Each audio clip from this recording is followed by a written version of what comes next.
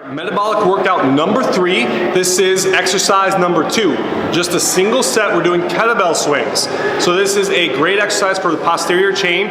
Works everything from the tip of the spine all the way down to your Achilles tendons. So it works the entire back side of the body, which makes it such a great exercise. But it's also really great for cardiovascular. It's a very, very cardio intense exercise. It's going to get that heart pounding.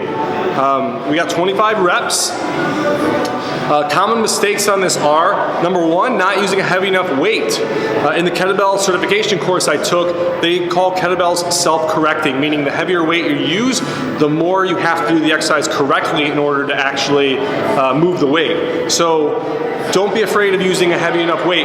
Men should be using at least a 35-pound weight, I would say, to start, and women around maybe a 20 to start. I'm going to start with a little bit of a heavier weight than that. Other mistakes are making the exercise too knee dominant. A lot of people, when they do their kettlebell swings, it ends up looking like sort of a squat almost, and they bend their knees way too much. This is a hip-driven movement, so it's a hip-driven movement, not a knee-driven movement. If you think about it, what we're doing with the kettlebell swing is we're trying to generate enough momentum to drive the bell out and drive it up.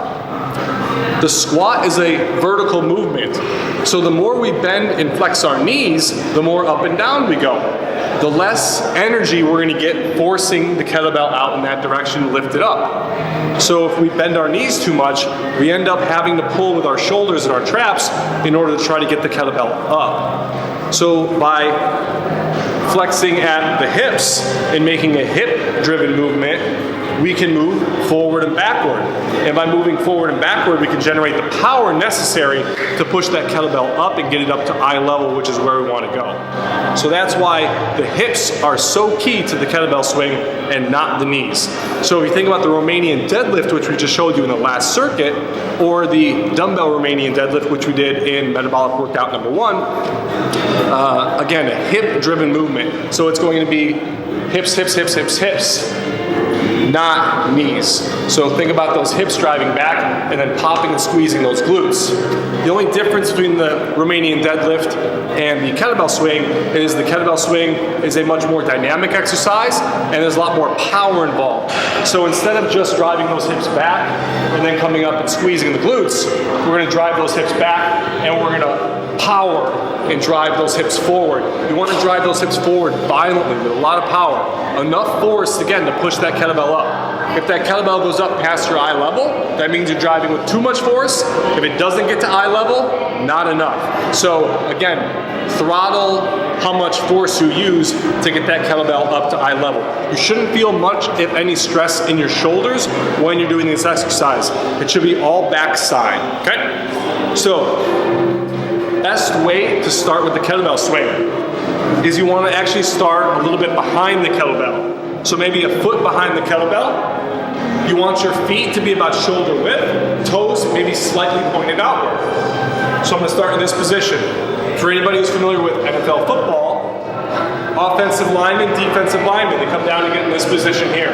So we want to come down and get in this position here with our back nice and flat, just like we were going to get on the line if we were playing in the NFL. Except instead of doing that, we're going to grab this kettlebell.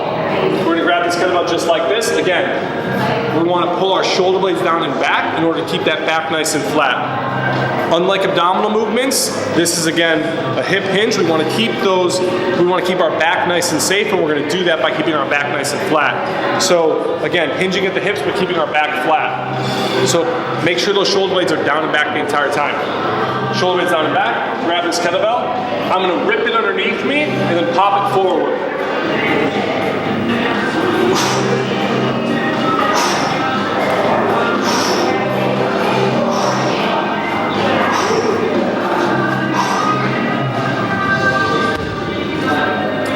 Make sure you take the kettlebell down the same way you brought it up. I see far too many people stop here and then bend at the back like this to set the kettlebell down. That's an easy way of injuring your back after you just finished a great set. If you're going to get injured, we certainly don't want to do it at the end of the set when we're setting the weight down. So that's the kettlebell swing. Again, keep that back nice and flat. Other mistakes I see on this are people hyperextending, overarching on the back. You just want to get to neutral, so glutes tight, neutral, nice and strong, upright position. We don't need to arch too far back, it's not necessary.